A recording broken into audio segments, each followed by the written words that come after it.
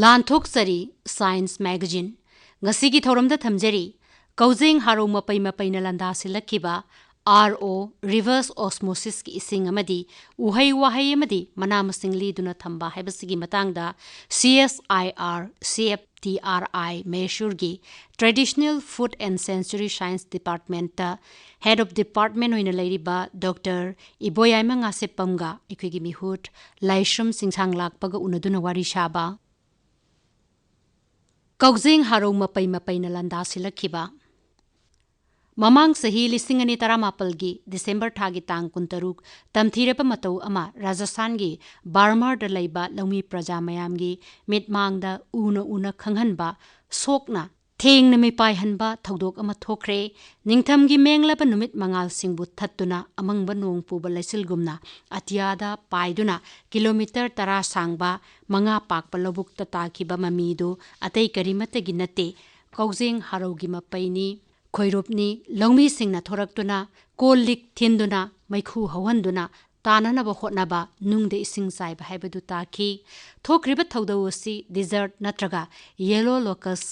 sisto sarka gregoria hariba Kaujeng makhal asigi sanguna thohankhiba lanmi tamthiraba phibam amani Haukiba chahi 30 rom sida thokiba Kaujengna labuk singda landarakhiba khwaidagi tamthiraba phibam handaki asina oikhi yellow locust hairiba makhalgi Kaujeng makhal asina Pakistan lomdagi pairaktuna Rajasthan amadi Gujarat lomda chahi khudingi hek landasilai tilasigi mapunshi asi numit marphutara haibadi 90 days rom oi til makhal asina July thada Bharat lomda lansillaktuna Marum koklaga chaurakna October tha yorokpada Pakistan amadi Iran tamna amuk paikhi Kaujeng mapai asina asanga manamadi monsoon nanglaba sangbanaraba lobuk lawya kaya ama paishinduna chaktai amadi hairiba phibam matamasi makhoigi machinjak marang kaina phangbana marum kokpadasu kanna tengbangba matamni Bharatta changchatta chahi amada Kaujeng haraugi swarm attack asi Tararak kumba thengnagali adubu hokhiba chahi 2018 sidadi Kaujeng haraugi locust swarm attack chanirak hanna Bharata yaushillakre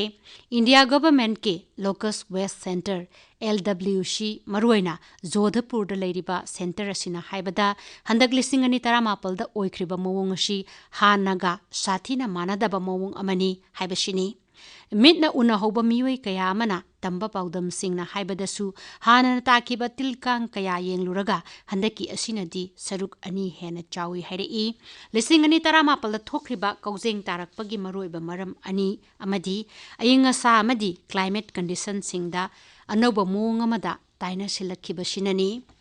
Nongsup thangba Western Rajasthan da monsoon ngana laktuna nongsing ngana tarakhiba amadi monsoon nongju thana matam sangna November tha phauba leikhiba sinani nongju thana tha ama ngankhana lakhiba aduga amuk tha khara sangthakhiba sina Kaujeng haraugi masing saruk kaya yamna hengat hankhiba ainga sa sigi mahoshagi phibam matam amuk onthang onsin tawrakhiba sina Kaujeng harau singdadi maton thohalakki Mahosana Western Rajasthan da monsoon asi May thada lakhi masi mahosha July thada lai maramasina handak Western Rajasthan da nungju thana yausilakhiba asi tha amaga makhai mamangdagini masina Kaujeng harau singi machinjak amadi marum macha kokpham yokpham hanana sem saduna layankre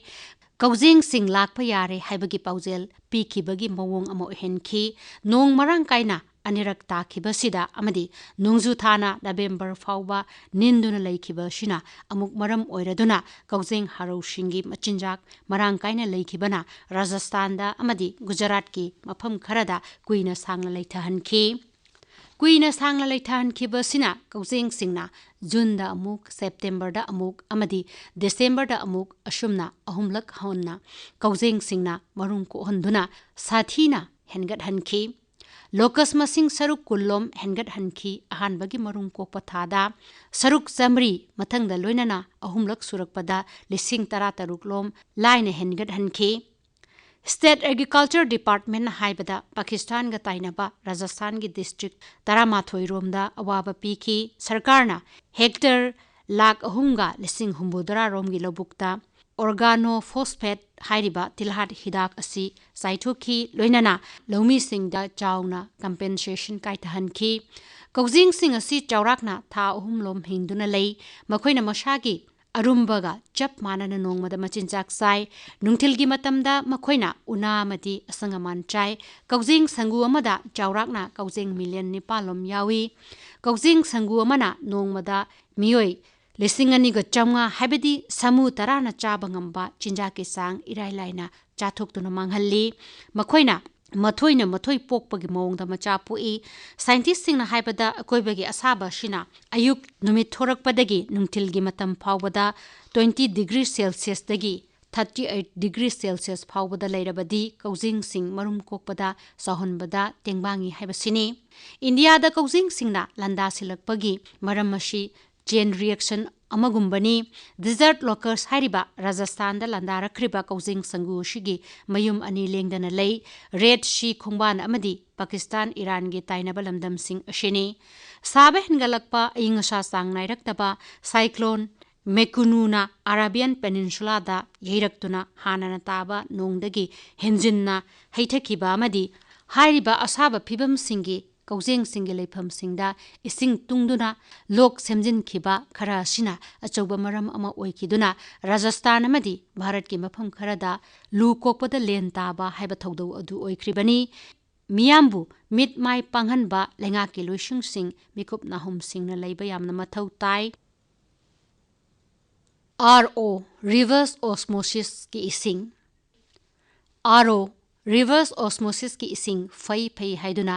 electricity na singba pambai thajinduna filter tawduna semliba yum da loinana mineral water bottle singda handuna thamnari basibu hekta faradra haiba wahang kaya hangna rakli NGT National Green Tribunal na haibada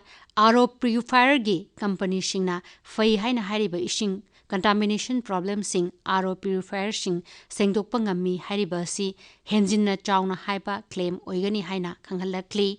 mashina achumba oirabadi middle class ki changsu hengalakliba ayamba yumda RO purifier pankhatuna ising seasonariba loinana sanitation gi phibam su soktuna lairiba bharatna tarai na loba yaroi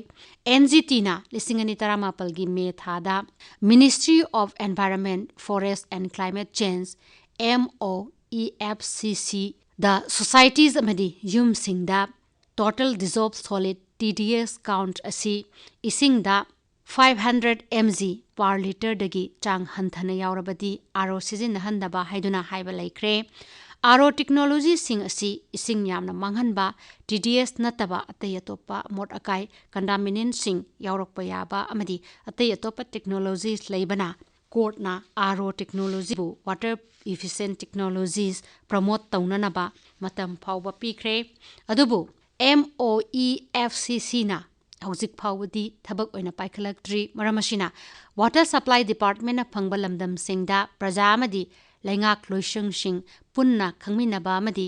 RO sizinaduna ising thakliba amadi yoliba singna sizinariba technology matau karamna hena phana sizinanaba kupna thidok patangai fade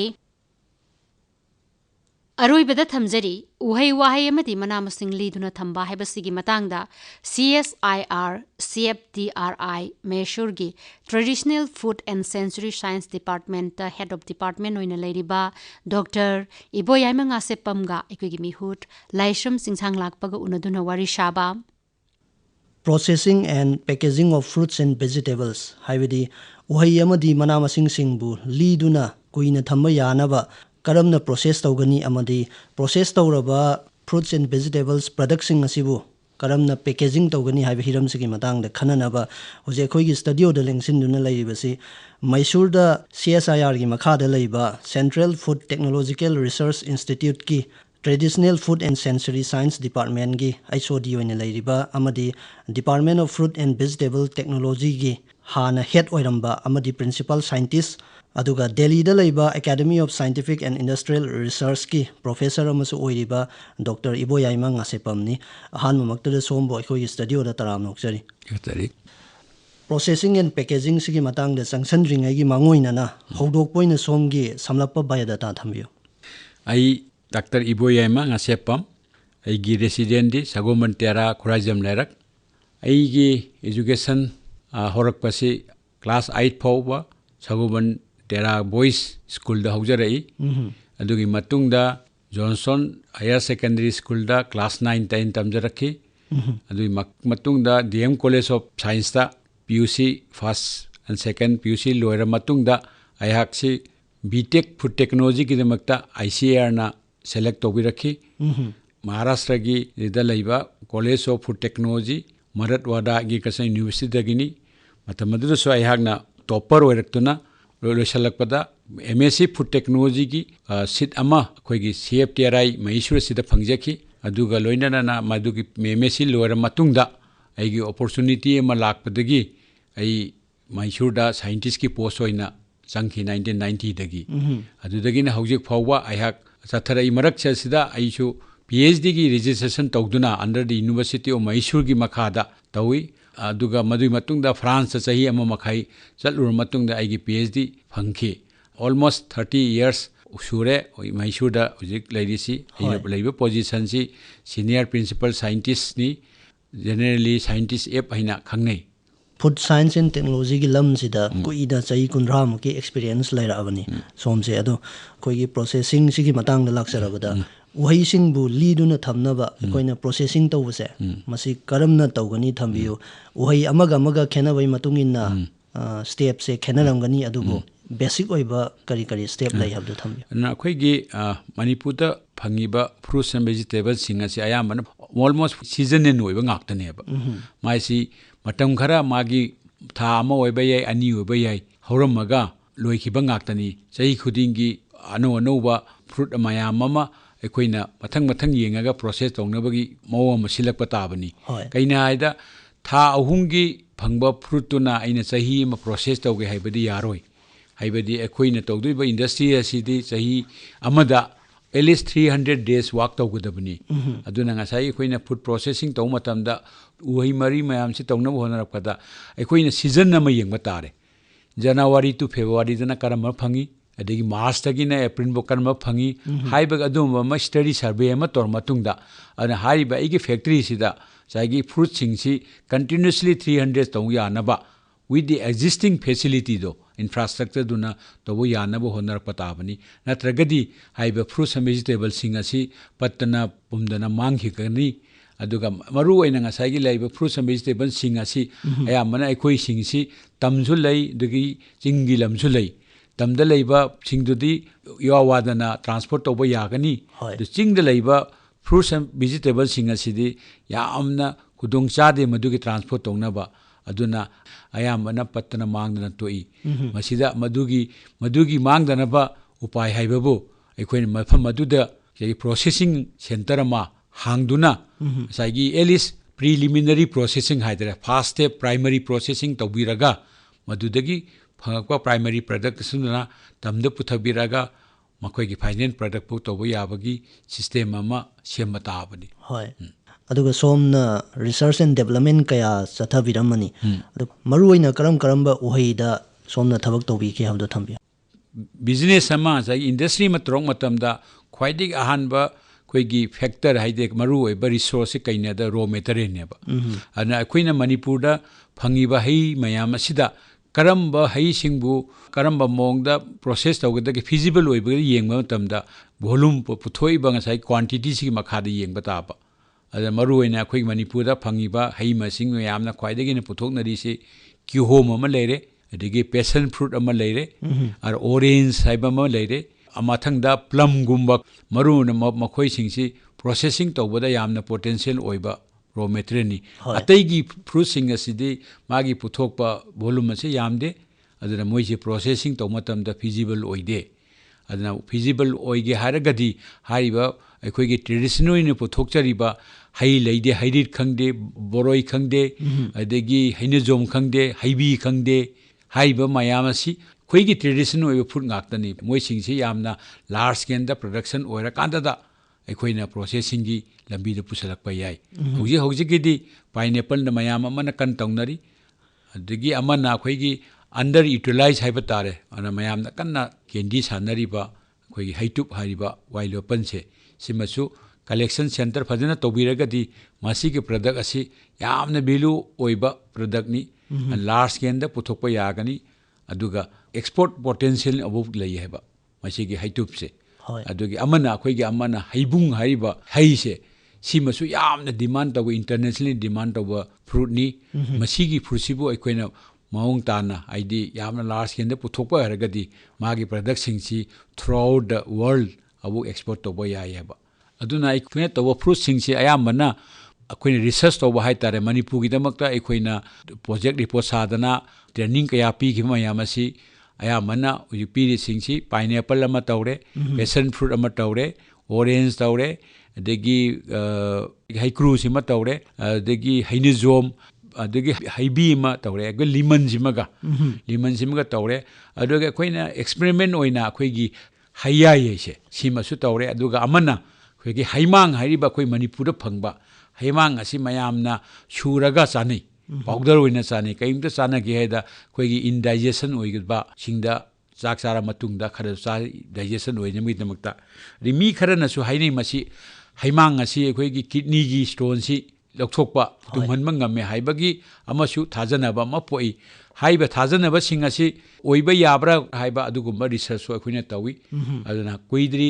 haimangi matangda PhD loikiba akoina yenge haimang sina akoigi kidney gi stone si tumhanma ngambra ngamdaba yeng matamda in vitro akoina mapanda yeng matamda haiba haimangi mahi sina magi extraction na nung si tumhanma ngame haibagi akoina proof tawreba sumai tawdana huji laiba yongchak hariba sijo yongchak haiba mabangda su mayamna si yongchak ki kanaba mayama su hari kanari bidu phabra phatabra haibadu akoina validation si akoina huji tawri PhD thesis submit tawdore sumai tawdana makhan mayamgi ama su chathari wagi manase akoina kaisu khandana khanai wasi hundokni manase mai thadoknai de wasi da phangiba manase da phangiba kanaba singdu karino haiba khangakpadagi hoiti wadagi cha oina semakpasu thola ane uhei-wahei mana-masing sing ase masi leeduna thamnaba koina processing tawbase masida tongan ba technology kaya changamganen khanjai science and technology chakholpai matungina khujukhlai apha kaya jo thora abani ado hairiba technology sing sigi matang dam thambi hoi fruits and vegetables se season and oire mase yamna perishable commodity hai thuna ma pumhanba manganba adugumba posak amane asi haibe perishable si karana depend togeda jagi moisture content sineba ising adumatik yauriba jinjak tu thuna pungani mangani haiba ana sai food preservation haiba thulei sina sai gi tumhaliba agency adu ekoina ngakthok bangamna ba kamaina pumhalloidage haiba adugumba technique sing adune ekoina food preservation harise aduna sai makhan ge poliba pot tu gi matungina karma mongda pami haibadu ekoina juice oina pambra masina dry oina pambra nataga semi solid oina pambra powder oina pambra haiba ekoigi pamadu matungina technology si makhan gi oina putori kudam oina haida kena dry oina pame harigadi yawi ising du lokthok pataba ising lokthok na bada koina mamangai da koina ahal namana season rambadi san koi nungsada yaithoga kanghallaga thamjali aduga nungju pandha matamda puthoga sana bangaktani majuni koina preservation by dehydration madugi objective de karine da principle de karino haida moisture lokthok paneba and moisture lokthok na ba technique maya ama leigre koi gi sun drying haiba mo solar dryer the cabinet dryer tray dryer and makhan gi koi gi freeze dryer kana makhan gi ama leijakhre adu matung da amana पोसे मोइसे कमाय तो ना juice होइना सेमगे मही होइना सेमगे मोइन हारे गदि मोइसे कमाय न तौगे दे गदा मोइ आइदर माइन केमिकल हात पयाय केमिकल हाइबे केमिकल ने सो कोइना अता अपाम केमिकल हाप यारो कोइना कोइगी मनी इंडियन गवर्नमेंट ना लेपा ये अंडर दी एफएसएसआई फसाई की मखादा मोइना प्रोविजन पीबा chemical ngaktane hatuisi moije class 1 preservative or class 2 preservative ena khaidoi moi singidugi magi limit leijari adugi matungina moina hapaga adagi food singisibu preserve tawraga khara kuina thamnaba honai aduma leija khare ade khara amana fermentation tawraga thamba admaina amasu leikhare ade khara amana masi koina koigi wine da onthokpa ya khare adagi koigi vinegar haiba adusbaron so onthokkiba yai adi khara amana masi koina value added product like koigi jam gumba koigi jelly gumba candy gumba sabagi amasu leikhare maduna ayamana sugar na oina preserve tawbani sugar adumati yaurigidi sagi microbe mayam se sagi responsible oriba sai spoilage responsible oriba microorganism sing asi sugar high sugar content dadi moi si hingba ngamde aduna maduna food to preserve tawi adik amana khwaidigi laiba khwaidigi risky oidaba preservation harigadi khoigi pickle laise salt akoina chanariba salt se salt siba akoina moise class 1 preservative kawe sugar ai gumba salt hai gumba se class 1 preservative kawe moising salt content do khara chapchana hapkhragadi aje pickle ga haisidi adum kuina thamba yagre chahi amani thamba yagre ana sagi how mangandriba microbe singa do loina mak hobangam daba ara anu boina hojik toiji fresh fruits and vegetables si koina fresh hoina moisi thamge harigadi koigi sagi irradiation na koigi radiation tawsalaga moisi mai mayan hatokpa yaba lagi hre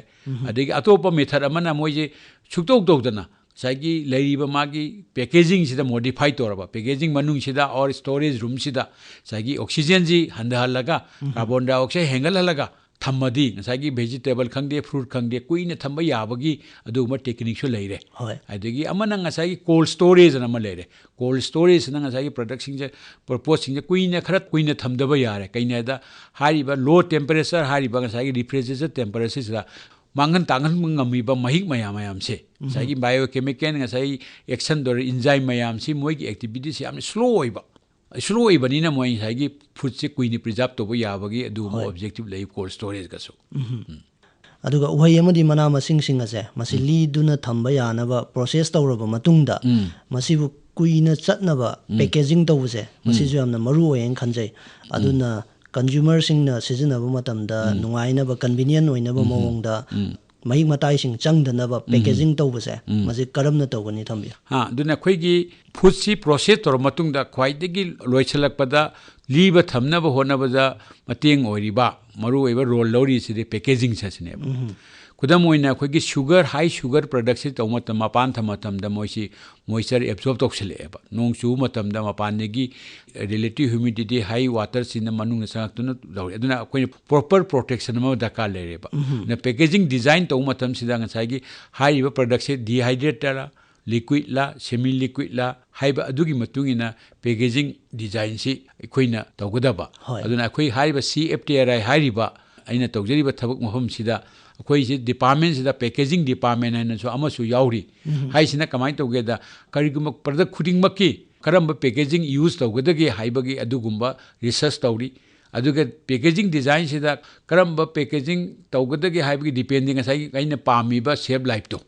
aina thamagi shape life pame thani gi shape life pame adugi matungina akoina packaging je design taweba haidi 25 to 30% of the akoigi cost of production se akoigi final product akoigi pot yoli se sigi contribution je kanana tawge the packaging na taweba ana packaging je adumati akoina reduce tawnaba hoina ragadi akoigi profit ki margin da wankhalakkaneba ana ngasai packaging design se khudamoina manipur da sothariba se packaging gi matang daneba hariba packaging material sing ayamana mapandagi pusalakpa ngaktani akoigi isana puthokchaba akoina self sufficient da puthokte adagi maruwaina hojik mafam kayadadi plastic se thingba hogre aduna hojik plastic thingba hogramnina hojik natural packaging thirakpa taba natural packaging manung de chai glass packaging sama daka lere anang manipur da glass se thokte adu aregasu glass se phangmina ba lambi ama